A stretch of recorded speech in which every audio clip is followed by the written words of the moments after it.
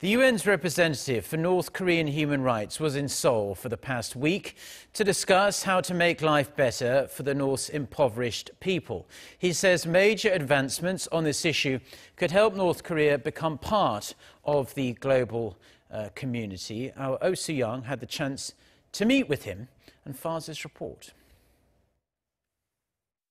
So amid the ongoing rapprochement between South and North Korea, the two governments have made a couple of agreements on cooperation and exchanges, and that includes the reunion of war-separated families. That's something you've been advocating for quite a long time.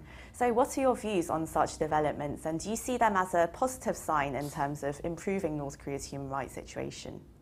First, let me commend both the government of South Korea and the government of North Korea for this important historical rapprochement. And this rapprochement includes, as you say, a number of situations which have an impact on human rights. You mentioned the reunion of separated families during the Korean War. I hope that the two governments establish regular bases for the families to establish contact, and it's not only one event. And there are some other elements in this, especially in the Panmunjom Declaration, that you can say that it has an impact on human rights. When this declaration speaks about prosperity, it is talking about economic, social, and cultural rights of people, especially living in North Korea. I hope at the same time, while commending this important rapprochement, that North Korea opens up into a dialogue on human rights with the United Nations. This is what we would like to see from the United Nations. Well, there's some concern that North Korea's human rights issue is being buried amid the ongoing dialogue between the two Koreas as well as the North and the US. It's undoubtedly a sensitive issue. What would you say is perhaps a good approach to raising this issue with the North? That's a very good question.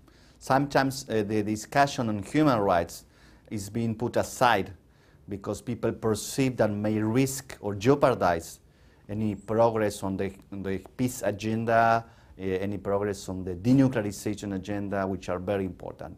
That's not my view. I think that, on the contrary, to start a discussion and a dialogue on human rights with North Korea will reinforce any prospects of an agreement on the peace agenda, will bring credibility to the possibility of denuclearization, the Korean Peninsula as a whole.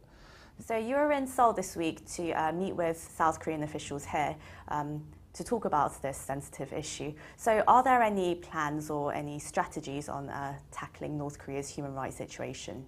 We are in this situation where the question of timing is very important.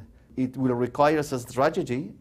It is not maybe wise to right away put on the table the more serious human rights situations in North Korea, like the situation in the Kwaliso, the political prison camps, or in regards to freedoms in North Korea. Those are discussions that might come in the future.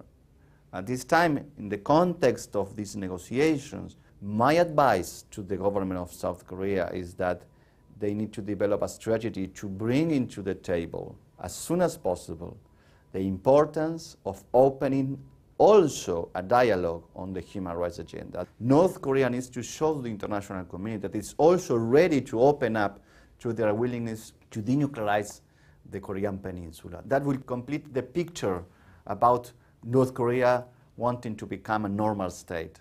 Thank you very much for your time today. You're welcome.